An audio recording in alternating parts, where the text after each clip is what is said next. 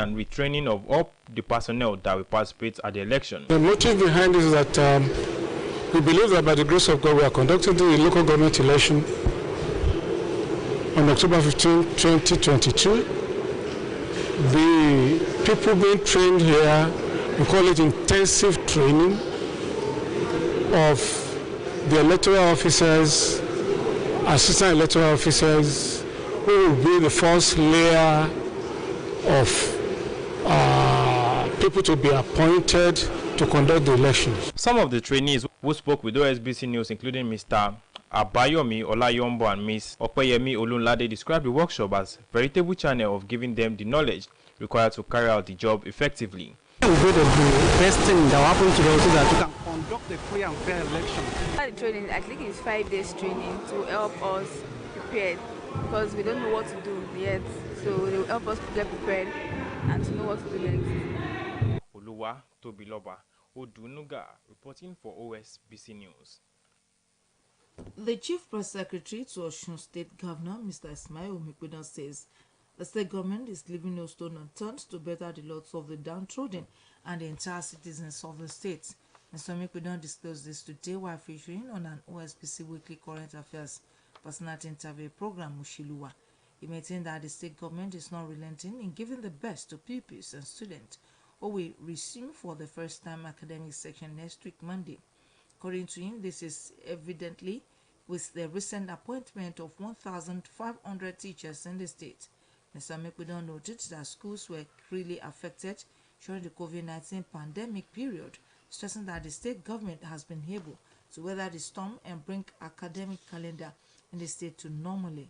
The Chief Press Secretary to the state government said the state is poised to complete all the ongoing road projects to give motorists and cyclists across the state a sense of belonging.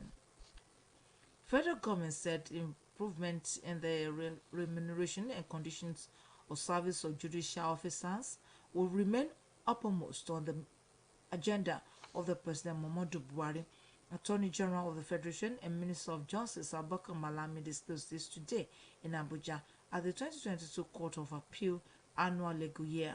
He said the cardinal issues raised by the President of the Court of Appeal in an address last year was the issue of the welfare of meticulous and committed judicial officers.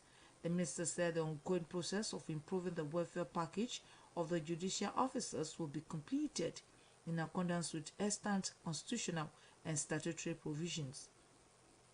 Justice Malami maintained that the available appropriation figures also bore testament to the fact of a progressively upward review of annual budgetary appropriation to the judiciary under President Buhari. The Attorney General of the Federation, who said the budgets of the judiciary declined from 95 billion naira in 2010 to 68 billion naira in 2014, noted that there was an upward swing in 2015 from 73 billion naira to 120 billion naira in 2022, being the highest in the history of the judiciary. He stressed that government also made special budgetary provision to cater for special assignment associated with national elections. The National Industrial Court of Nigeria has adjourned to Friday the suit filed by the federal government against the Academic Staff Union of Universities (ASU) over the industrial action embarked upon by the union about 7 months ago. The federal government approached the court sitting in Abuja requesting an order for ASU to resume work and continue to address its dispute with the government. A statement by the head press and public relations at the Ministry of Labour and Employment, Ms. Olajide Osunton, indicates that the matter was referred to the Registrar of the National Industrial Court of Nigeria by the Minister, Dr. Chris Ngige, on Thursday last week. In today's proceedings, the Socio-Economic Rights and Accountability Project (SHERAP) sought to join in the suit as an interested party. Hence, the judge ruled that the suit is not ripe enough for consolidation by SHERAP. The judge said he was only presiding over the matter as a vacation judge and that the case will be assigned to another judge for adjudication. He ordered that the parties in the suit to file and exchange court documents as he adjourned the matter till Friday. Speaking with journalists outside the court, counsel to ASU, Femi Falana, berated the federal government for going to the court. He said the federal government should stop trying to blackmail ASU, maintaining that university lecturers have not stopped working. The Joint Admissions and Matriculation Board, JAMB, says it will no longer conduct mobile examination for candidates of Unified Tertiary Matriculation Examination who are not biometrically verified. The board made this known in its weekly bulletin of the Office of the Registrar today in Abuja, adding that the move is to further strengthen the nose around examination malpractice. It will be recalled that the board had allowed such candidates to be rescheduled for the mop-up UTME introduced in 2017. JAMB said that the decision emanated from the management rigorous review of the 2022 UTME exercise with the need to close all loopholes noticed during the examination. However, the board has realized the futility of such an arrangement after assessing the process and its impact on the entire examination value chain. The bulletin noted that measure was not only to sanitize the examination process but also to ensure that the hard-earned reputation of the board was not impugned. Flight operations at Malam Aminu Kano International Airport today grounded over a dispute between the Federal Airport Authorities of Nigeria and the Nigerian Airspace Management Agency. Following the crisis, flights scheduled for Kano International Airport today were disrupted as the air traffic controllers suspended their operations, which affected the landing and takeoff of flights. Flights for Azman and Max Air scheduled for Abuja and Lagos were not allowed to take off. It was gathered that passengers that boarded the aircraft were later asked to disembark as the air traffic controllers shut down their operations. As a result of the problem, many passengers, including some federal lawmakers, were stranded at the airport, while efforts were being made by airport officials to sort out the alleged differences between Federal Airport Authority of Nigeria and Nigerian Airport Airspace Management Agency so as to restore flights operations. Police operatives attached to the IGP Special Task Force on Petroleum and Illegal Bunkering have attested 2 oil bunkering syndicates operating adjacent to Agbo Junction, Benin City, Edo State. The spokesperson of the force, CSP Olumiwade Jobi, told newsmen that the suspects were arrested following their successful busted of an illegal petroleum refining operation in Edo State. This, is said, followed the interception of intelligence on activities of an alleged illicit petroleum product refining syndicate operating adjacent to Agbo Junction, Benin City, Edo State, via a whistleblower through the recently created Nigerian National Petroleum Company's Command and Control Center portal. According to him, the raid on the illegal petroleum refining site led to the recovery of 3 empty DAF trucks, 31 immobile surface tanks, 7 of which were loaded with an unspecified quantity of petroleum products were discovered by the police. CSP Adejobi further disclosed that all suspects will be charged to court upon conclusion of investigations. The Lagos State Police Command has warned members of the public against offering bribes or paying for bail to its personnel. Commissioner for Police in the state, Mr. Abiodun Alabi, who issued the directive, warned that anyone caught doing so will be dealt with severely. Mr. Alabi also warned all officers of the command against bribes as well as collecting bail money from individuals who have cases with the police. This is the news across the country coming to you from Osun State Broadcasting Corporation, Ilawiye Okebale Oshobu, Voice of the West. Now, our mid-news message. You may not have been responsible for your heritage, but you are responsible for your future. Beware of what you do today. The National Emergency Management Agency, NEMA, has said that 9 persons have been rescued from a sinking building in the Maryland area of Lagos State today. The Lagos Territorial Coordinator of the agency, Mr. Ibrahim Farinloye, confirmed the development in a statement made available to newsmen. He said the building is located at number 47 Akinwumi Street, Akinwumi North, Estate Mende, Maryland, Lagos. Anambra State Governor Mr. Chukwuma Soludo has condemned the attack on Senator Ifeanyi Uba's convoy, vying to ensure that the perpetrators are fished out. The convoy of the senator representing Anambra South was attacked in the Njukoka local government area of the state, leading to the death of several aides. While reacting to the incident, Mr. Soludo, in a statement by his press secretary Christian Aburime, described this attack as the last-ditched effort of a sinking boat by criminal elements. The presidential candidate of the People's Democratic Party, Atiku Abubakar, has also condemned the incident and condoled with the families of the victims. The Nigerian Center for Disease Control has confirmed 241 cases of monkeypox, according to the NCDC's latest report on the disease for week 33. Confirmed cases were reported from 30 states in the country. It further said that there are 604 suspected cases of the infection as a rare viral disease transmitted from animals to humans that occurs sporadically, primarily in remote villages of Central and West Africa near tropical rainforest. The report indicates that 74 new suspected cases were reported in week 33 between August 15 to 21 from 28 states. 2 new deaths were reported in week 33 as 6 deaths were recorded in 6 states, which are Delta, Lagos, Ondo, Akwa Ibom, Taraba and Kogi, with a case fatality rate of 2.4%.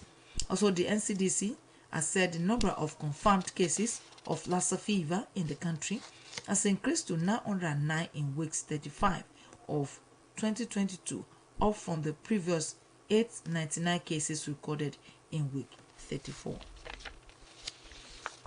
A hospital and other healthcare facilities in the Sambisa forest were wounded, and 6 terrorists and their family members are receiving treatments have been bombarded by Nigerian Air Force jets.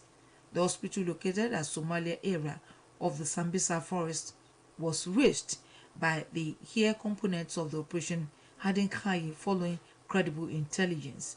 Many of the terrorists were said to have been killed in the air interdiction. The attack at the Sambisa forest followed by coordinated bombardment of identified terrorist enclaves across the northeast. A military source said intensive air and ground operations have persisted unabated across all the joint operating theaters interdiction, despite the challenges of weather conditions occasioned by rainstorms and low clouds, has continued to pose danger to the personnel of the Nigerian Army. Showers of encomiums treat the retirement, Thanksgiving, and launching of a new music album of Pastor Kehinde Ajibade, who recently retired from the News and Current Affairs Department of OSBC. Many described him as a man whose behavior reflects the Bible he possesses as a Christian. OSBC reporter Oluchi Amuda completes the story.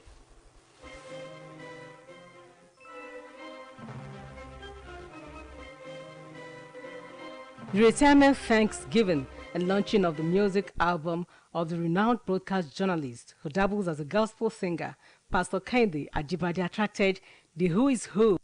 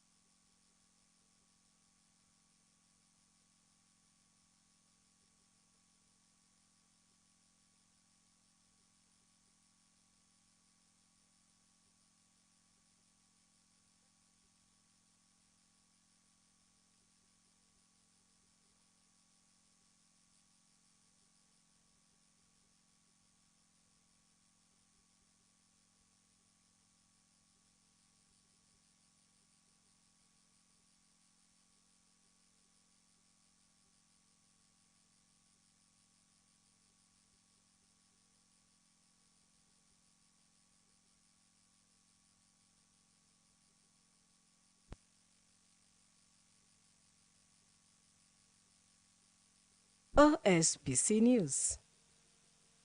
Now to sports. Nigeria under-19 volleyball team are the champions of Africa after beating Egypt 3-0 in the final. Adeyemi Abodari has the details.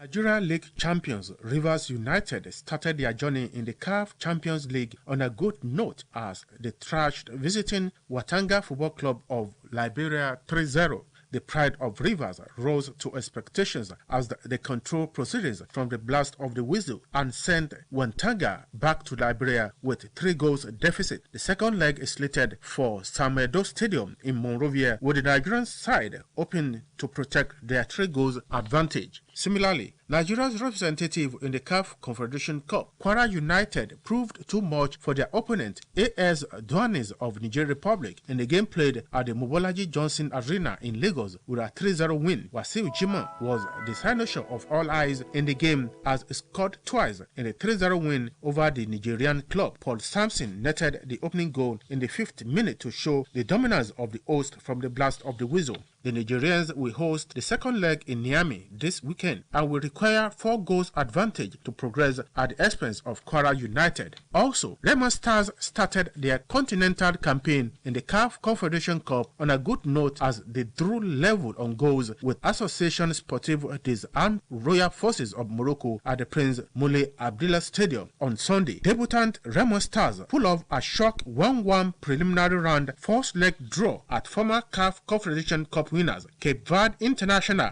Dene Borges gave the 2005 winners of the second-tier African competition a first-half lead, while Olamilekan Adebayo leveled early in the second half to pull a surprise draw for the Nigerian representatives. Remo Stars will welcome AS Royal Armed Forces to their stadium in Ikenne on Sunday. The under-20 men's team of Senegal and Gambia have reached the final of the WAFU A qualifiers to secure their slot to the under-20 African Cup of Nations scheduled for Egypt next year. The West African Football Union WAFU A tournament being played in Mauritania saw Senegal dominate the host country in their semi-final clash. Champion of the zone and semi-finalists of the previous under-20 African Cup of Nations, Gambia will try to retain their title against the impressive Senegalese. Nigeria is back-to-back champions of the under-19 Boys African Nations Volleyball Championship. Nigeria pummeled Egypt 3-0 at the 2022 under-19 Boys African Nations Volleyball Championship in Morocco on Sunday. Carlos Alcaraz is the first teenager to become the men's world number 1. The Spaniard fulfilled his potential as a future Grand Slam champion and world number 1 by beating Casper Ruud in the US Open final to achieve both feats. Alcaraz won 6-4, 2-6, 7-6, 6-3 in his first major final. The 19-year-old is the youngest men's Grand Slam champion since Rafael Nadal won the French Open in 2005. Ruud will have become the new world number 1 if he had won, but has now lost both of his 2 major finals. Sport Update returns tomorrow. My name is Adeyemi Abodere. And to end the news across the country, here again are the major points.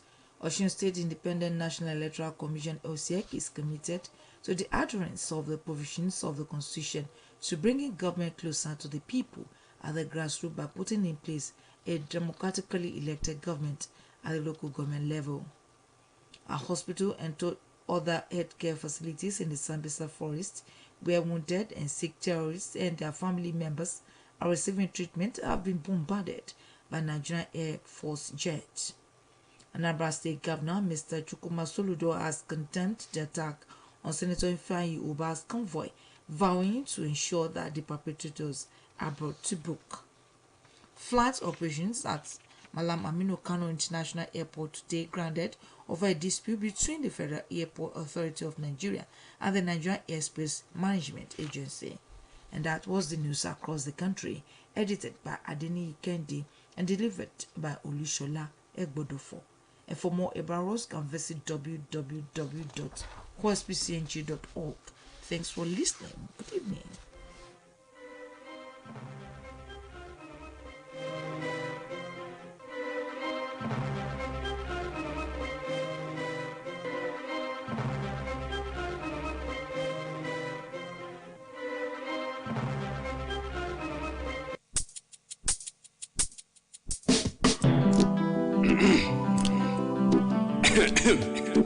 Yes.